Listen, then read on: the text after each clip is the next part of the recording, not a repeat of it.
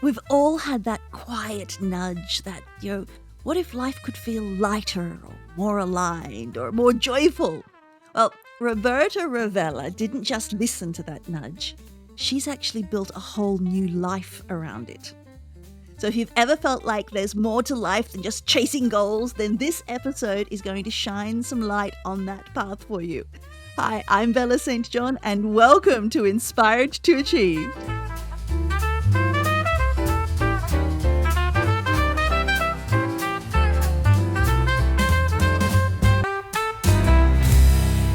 All right, Miss Roberta. All right, we've been working together for quite some time, but take me back even before you and I met. Fill me in. What was your life like, your old life, your other life like? Yes. Well, I started my career in the mortgage business, in mortgage sales, how everyone does, by complete accident. No one ever sets out to be in the mortgage industry. They just end up there. But I was in my 20s and I hadn't finished college and I wanted to move away from where I grew up, which was a very rural place in North Carolina, where you became a secretary, then got married, then had children. I wasn't interested in any of the above. And so I moved to Washington, D.C. and ended up doing mortgage sales, which was great because I made more money than I ever thought I could make. And I met tons of people and we were always doing the things and having fun. And the whole motto was work hard, play harder. And that's what I did. And it's great until it grinds you to a nub because we were the kings and queens of grind. That's what we did. We worked holidays. You were a loser if you didn't work holidays because money happens on holidays. I don't know why. If there was something you didn't want to do, you did that first. That's just was the way we had our mottos, right? And everybody was all about production and goals and hero to zero and back to hero. And at one point, I actually joined a coaching group because they promised they would bring us to freedom. That was their motto. Like, you could escape all of this. You could make the same amount of money. You could do all the things without having all of that stress and grind. And it turns out they were just stressing and grinding under a different label. So I didn't seem to be able to get away from it. Then I met my husband, got married, we moved to Texas, and I wanted to start over. And I thought I could start over in the mortgage business and do things my way, but it turned out that the job wasn't the problem and the industry wasn't the problem. I was seeking out and mirroring what was inside of me, which was proving my worth, earning my value, and hoping that other people would accept me and approve of me because I didn't do it myself internally, which is a problem. And jumping in there just for a second, because there'll be a lot of people thinking, wow, okay, I was feeling the grind, I was feeling the push, but then you said, but then I realized such and such. What was that bridge for you? Like, take people on the bridge of how did you find out that, wow, I'm really just reflecting what's inside me and this is what's inside me. What was that process like? Okay. That process actually happened completely outside of the mortgage business. I did all the things you're supposed to do to stop feeling bad about yourself and stop feeling bad about life and to be joyful and happy in alignment externally. I left the mortgage industry and picked a career I really wanted. My husband was in a position then where I didn't need to earn the 6 figures I was earning before, so I didn't have financial stress. All the things were removed that I thought were making me feel that stress and feel that tension and that just pressure. So I thought, okay, now, we moved, he retired. So I've got my favorite husband. I always call him that. He's my only husband, but he likes it anyway. We living at the beach where I've always wanted to live. We're fine financially, and I still felt like shit all the time. And so I didn't understand it, right? I went for gratitude. I wrote gratitude journals every day. I read books. I learned more marketing. I joined a group that you learned about marketing all the time. And then one day, literally, I was on the treadmill with a book by Ed Millett, and Ed told me if I did everything in the book, I would have the house I want, the relationship I want, and the bank account I want. And I said, Ed, I have all these things and I'm not happy. What's wrong with me? It's not working. And so I sought out to find out why. And that connected me with a person who told me I needed to unlearn all the things that I thought I knew. And I said, cool, let's go.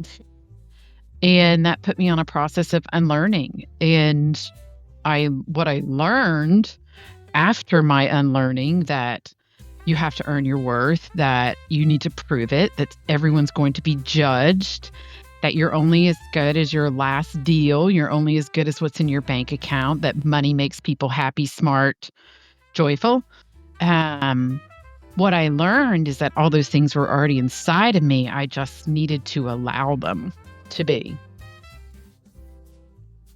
And that brought me to a really good place of joy, and a place where I could actually truly be myself and say things like this out loud. Because before, I was really worried about saying something like, I love my husband, I love my house, I love our bank account, and I'm not happy. What's wrong with me? I was really worried to say that out loud. It sounded ungrateful and, I mean, Karen-ish. we seem to have a culture where if you haven't strived, if you haven't gone down to the bare knuckles, etc., you don't deserve what you've got.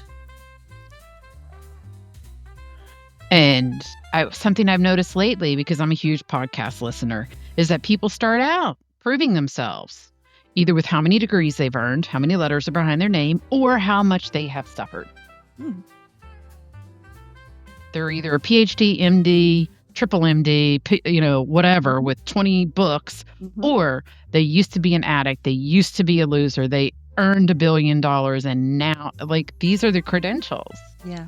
I think from one perspective, though, there is benefit in somebody sharing that, because so many people are going through struggling situations, etc. I think where the challenge comes is that we feel as though we have to have struggled in order to have success and joy. Right.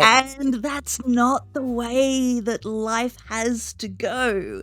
And so that would link to, you've developed this wonderful program. It's more than a program, this wonderful platform, this wonderful thing called the Joy Experiment. So before we get into that itself, tell us about the catalyst and what happened from where you were to then now we have the Joy Experiment. What was that bridge? Okay. So I had been working still in my marketing business while I was going through my unlearning, and I actually ended up in a partnership with someone that I dearly love. He's super smart, completely wonderful person. The concept was amazing. I still just couldn't click in. I couldn't lock in. And what I noticed is that when we were locked in, I was doing things with him that were very specific, right? I was really working in my values. I was being very open, ideating, creating, and that was awesome. And then we would get to the back end part and it was terrible.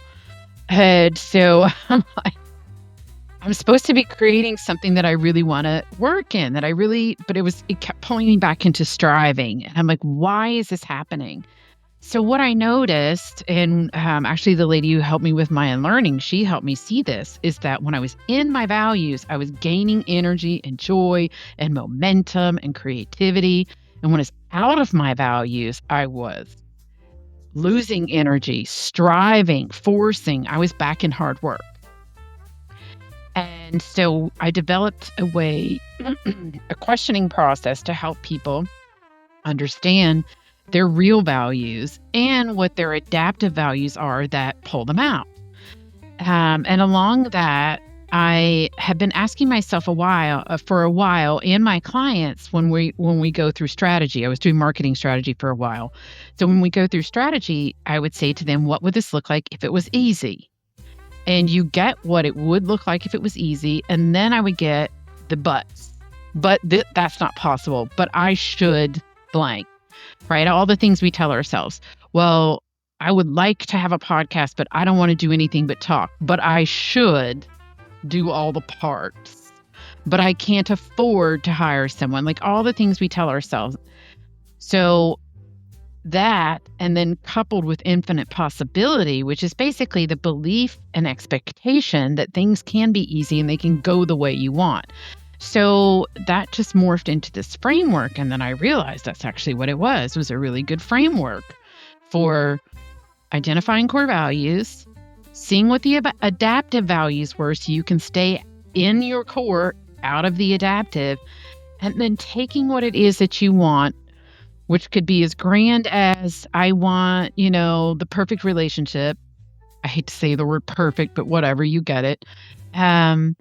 To I want a business where our culture keeps clients and employees coming back.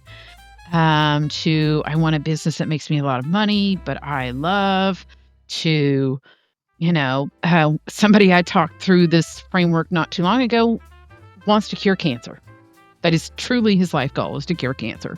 So we started with what would it look like if it were easy? And then we took out all the hards, and then we went for infinite possibility. So it kind of just developed around some things I was already doing. And then once I allowed myself to see it for what it was, I solidified the process. Cool. And so that we ended up with the joy experiment. So what is the joy experiment? By the way, I loved our process of actually getting there, though. Yes. And so I think it's also interesting and a good thing to point out on this for people who are starting a new business or starting a new brand. I mean, you had so many fabulous ideas for names, and then what happened? Most of them were already taken. Most of them were either already taken or... Yeah, one of the first things, by the way, when you come up with a new name for something is do a trademark search. Even before you even look at the URL, do a trademark search to see if anybody else has trademarked your fabulous name. And then, yes, by all means, go and check your URLs. And so you had so many really cool names. And they just did. No. Then the joy experiment. So, tell us. Yes. So the joy experiment is kind of funny at the end of the day because I was raised in a very smart is king culture. And so we were very sciencey. My siblings used to compete who could finish their geometry proofs first at the kitchen table. So science is always in the forefront for me. And like if you can find something in a book and you can prove it, then it's real. Which, as you know, some of these other things are considered soft sciences, and actually we call them woo-woo, and it's not provable. You just have to believe it. You have to have faith in it. So the experiment became the heart and science of joy. As you know, there's a lot of people studying this right now because we have things like brain scans. Joe Dispenza's scanned and recorded, hundreds of hours of data on his participants who are meditating, and it shows what he's been saying. It shows what obviously the ancients were saying is true about meditation and a calm mind and a calm spirit. We now have the science, but it's also an experiment to me because everything around you and me will say that this isn't true. One of the biggest pushbacks I get, and sometimes even from myself, is, well, easy for you to say. You're not worried about your mortgage. You have a husband you love. You're not insecure in this way or that way. And so to take myself out of proving constantly to myself and to others, well, for me, I'm not proving anymore, but for a while, it really felt like that way, is, it's an experiment. And life kind of is an experiment. We're trying things out all the time. Does this work for me? Do I like it? Does this bring me joy? And it's okay to say no. That didn't work. We need to try something else. It takes the failure out of it.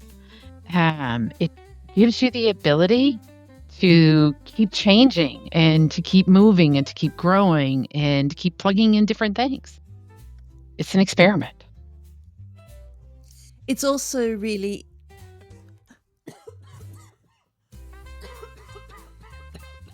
don't I'll cut that out, but don't attempt to breathe and talk at the same time. Okay. And so you also have single and multi-day retreats for the Joy Experiment. So what do they look like?